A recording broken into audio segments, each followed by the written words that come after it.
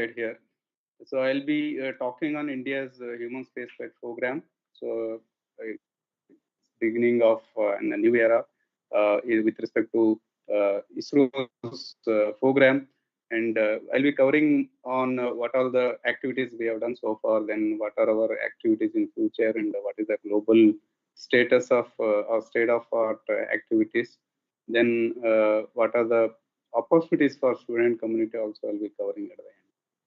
So if you look at the birth of India's space program, so it commenced in 1960s with the first launch of sounding rocket Nike Apache to carry out upper scientific experiments in upper atmospheric zone. So it was conducted at Tumba, Trivandrum at magnetic equator where it passes. And subsequent to that, there are many applications where nucleated and demonstrated and understood that has got a great potential for the societal support. So the first experiment was conducted in 1975, utilizing foreign satellites, communication satellites, where that point of time, India did not have any know-how about communication satellites. But that took us to learn many things and defining our own satellite systems, then went on developing it. Today we have end-to-end applications, so catering to all kind of requirements of society. So similarly, from the development of a small satellite in 1975, we went on developing very complex communication, meteorological, cartography, all kind of satellites, including science missions. Now we have very advanced S-band or digital communication satellites. So in the area of rocket also, we started very small sounding rockets of 75 mm diameter, went on developing new bigger rockets. Then now we have a capacity of launching around 9 ton to LEO orbit. So we have all kind of all domain of expertise in the space program. So this is a summary of this is a summary of India's space capability right now. So the fleet of communication satellites, navigation satellites, Earth observation satellites for various applications. And so we have conducted various from smaller satellite to very larger satellite of up to 6 ton size satellite communication satellites. And we have a fleet of launch vehicles started with SLV-3 and learned scaled up to ASLV. And now these two SLV-3 and ASLV are retired. Now, based on these two learning, so we developed a PSLV, GSLV with cryogenic engine and stage, and LVM-3, GSLV Mark III, capable of launching 4 ton plus communication satellites. So we also have all kind of applications. You can see here bottom the very high resolution picture that has been taken from Cartosat, and some of the application like monitoring disasters. So recent cyclones, 2 cyclones were simultaneously monitored by our satellite. So in all this, over all this some 7 decades of effort, so ISRO or India has conducted around 99 launch vehicle missions and launching 127 satellites, and also supported 433 foreign satellites. And we also conducted several experiments so that including some of 3 of re-entry missions. So first one is in 2007, that is space recovery experiment. Then we did one more experiment, crew module atmospheric re-entry in 2014. Then we in 2018 pad abort test. So these all has led to a precursor technology for undertaking a human space program. So we also undertook, India also developed several satellites for space missions. So in fact, the first satellite that was developed by India in 1975, Aryabhatta was the first satellite that was for science mission. Then went on, undertaking several missions. So we have orbited satellites in Chandrayaan-1 in 2008. Then orbited satellites around Mars. Then we have a working Astrosat in orbit now. So we undertook landing missions to Moon. Then we have a working satellite for L1 mission. Then we have recently done ExpoSat. So, catering to in adding to the previous what I've spoken. So not only we have a capability for say Earth observation, communication, we also have a capability for reaching to other planetary systems in our solar system. So, in the nutshell, I can say that we have all precursor technology for undertaking human space missions. When you look at it, the global efforts, what has been made initially, that adventure started somewhere in 1957. Then there were a lot of human space missions happened during 1960s and 70s, and that led. This all happened during Cold War time. And a lot of that is basically a race between the two bigger countries, and they also landed humans on Moon and in several times by USA.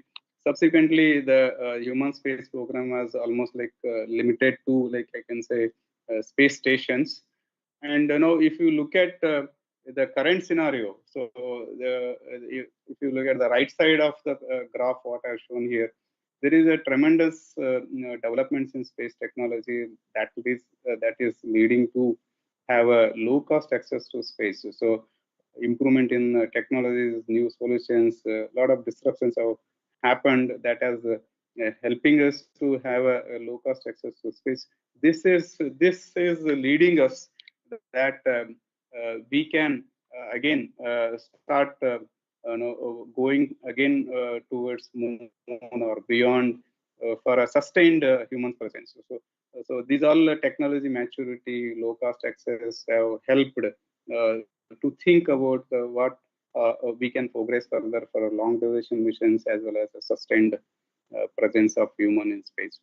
So if you look at the current understanding of about the human health under microgravity or space environment, is our understanding is limited to the lower Earth orbit at present.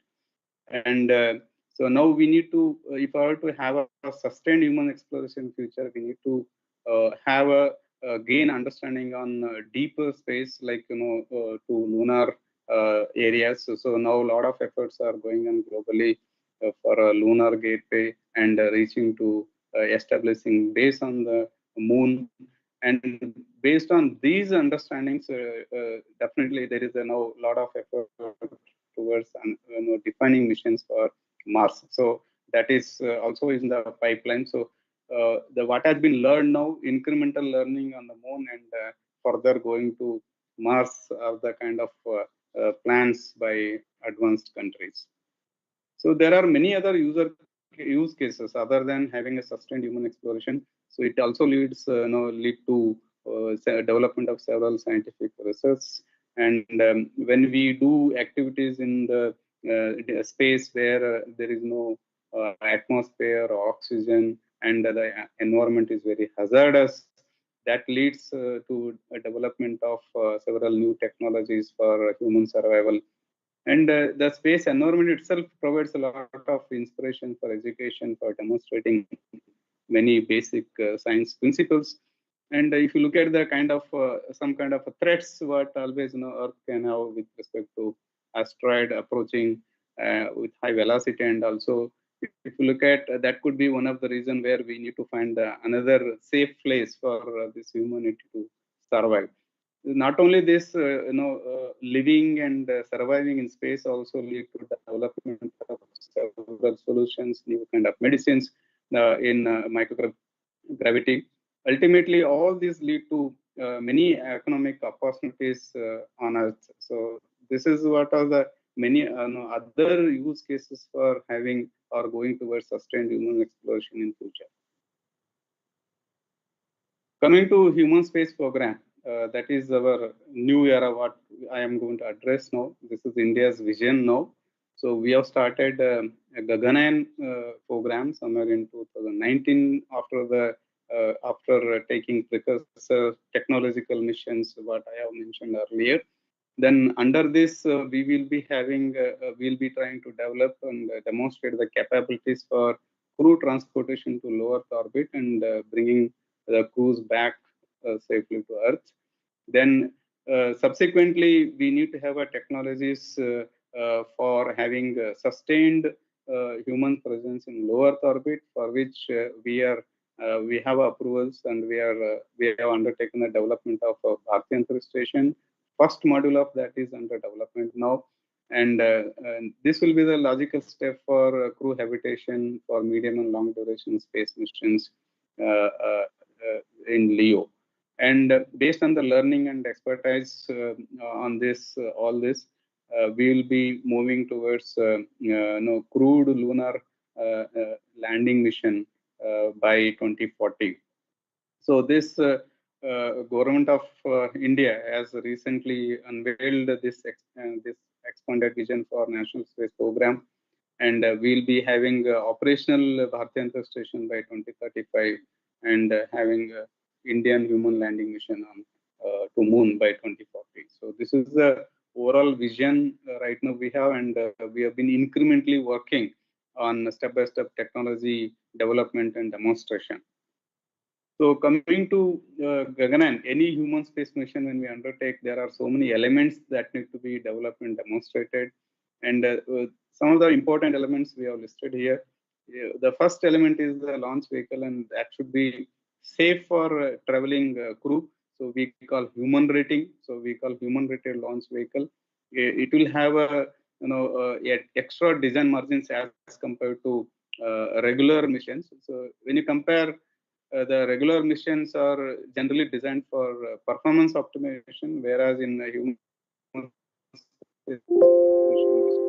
crew safety aspects are taken into requirement here. So another one important feature in space missions or crewed space mission is the crew escape system. In case of any exigency or any failure scenario of launch vehicle, so the crew escape system has to take this crew module safely from that scenario, and safely carry it to the safe place. Like we have a plan of safely landing on water. So this is another new development when we talk about a human space program. And in ISRO, we have developed the entire this crew escape system, and we have completed a static test of 5 solid motors in this system, and integrated system of crew escapes has been also tested in a test vehicle mission, wherein we simulated one of the abort conditions. So in addition to launch vehicle and crew escape system, we need to have an orbital module, and which consists of crew module and service module. In the crew module, where crews will be staying, service module will have a propulsion system, and which will help the orbital module to like change the orbit, maintain the orbit, and provide all the services what is required for the crew stay in the crew module. So this current Gaganyaan program or orbital module has the capacity to carry up to 3 crews, and it can support a short duration up to 3 days. And the orbit of this mission will be around 400 kilometers. When we recover, will be recovered in sea, either in Arabian Sea or Bay of Bengal.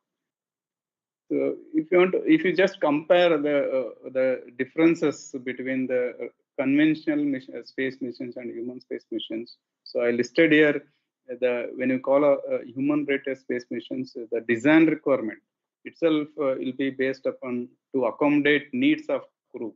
So this becomes a new constraints in designing the launch vehicle, and they have to meet anthropometry and ergonomics requirement of a crew, and it has to ensure fundamental human physiological needs like human factors and life support systems have to be provided.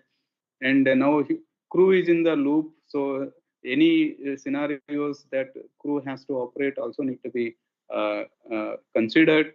Then crew performance, so that also need to be accounted while designing the vehicle. So this lead to the concept of human rating, and it requires improving the relative launch vehicle and increasing the safety through addition of as I explained, the crew escape system or abort system.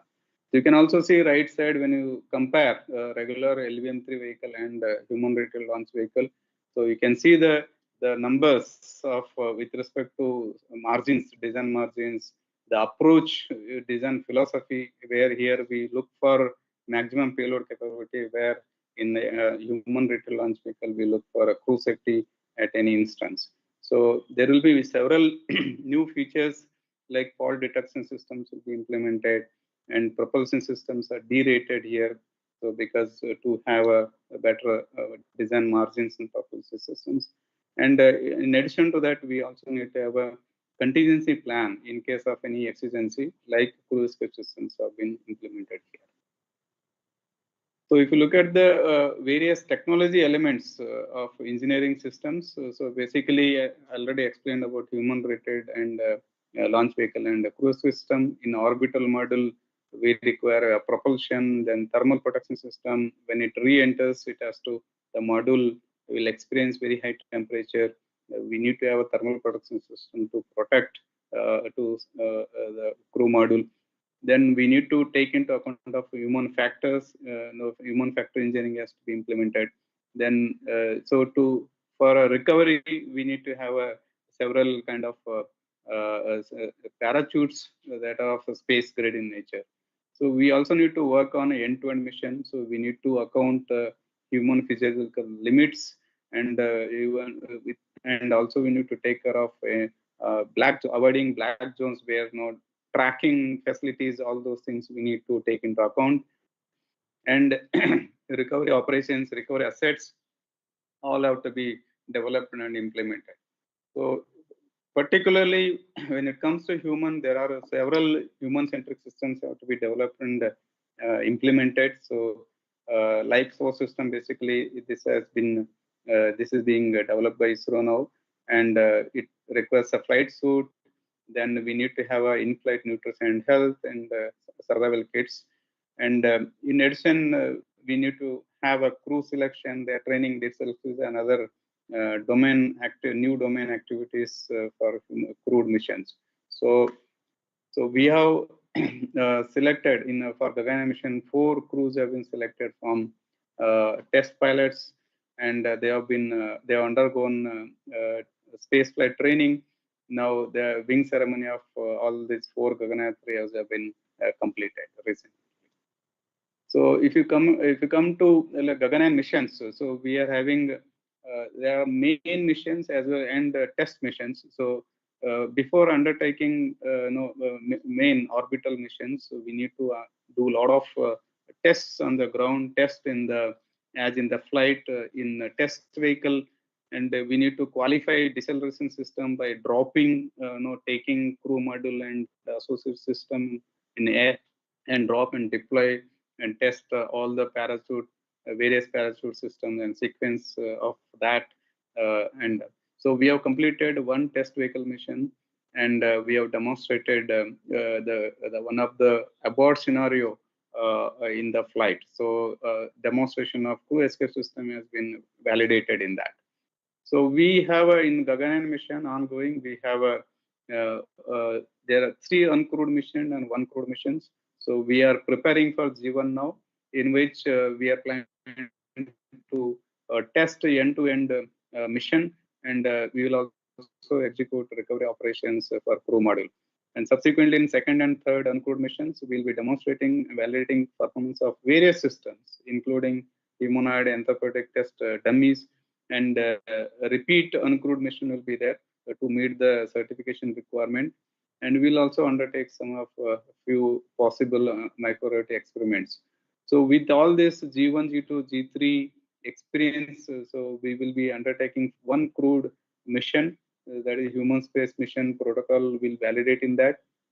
And crew rehabilitation also procedure also will be validated in this. And first time the crew will be in loop, that demonstration and pre-launch infrastructure will be validated in crewed mission. So with this, we will have a first phase of Gaganyaan mission, and this helps us to have a capability for transporting crew to low Earth orbit and bring back safely.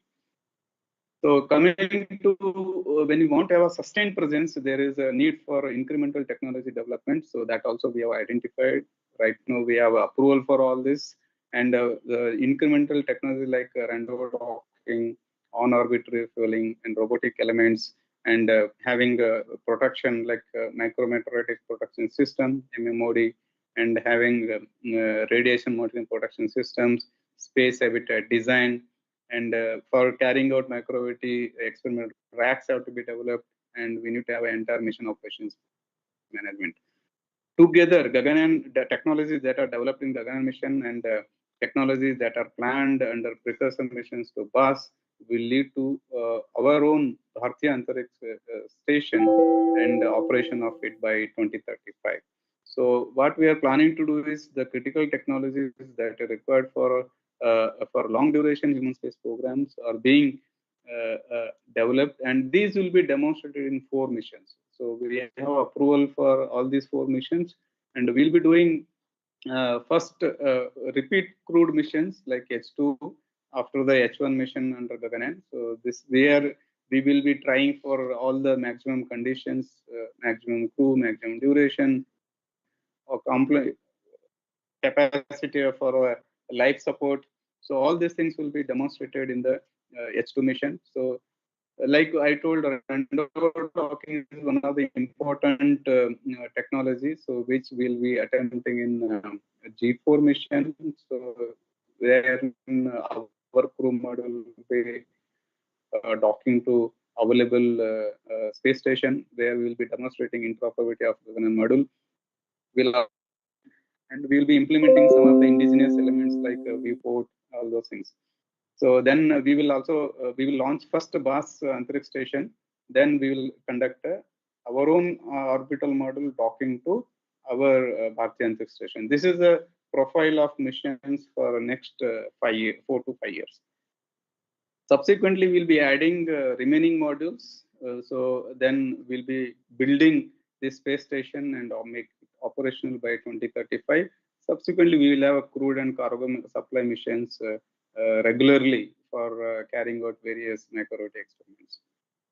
So coming to this Bharatiya Antariksh station has got so many elements. It's overall, it is built in 5 modules. It has an overall mass of 52 ton, and it will be modular in nature. It supports research, and it also provides many commercial utilization like space tourism and all can be supported.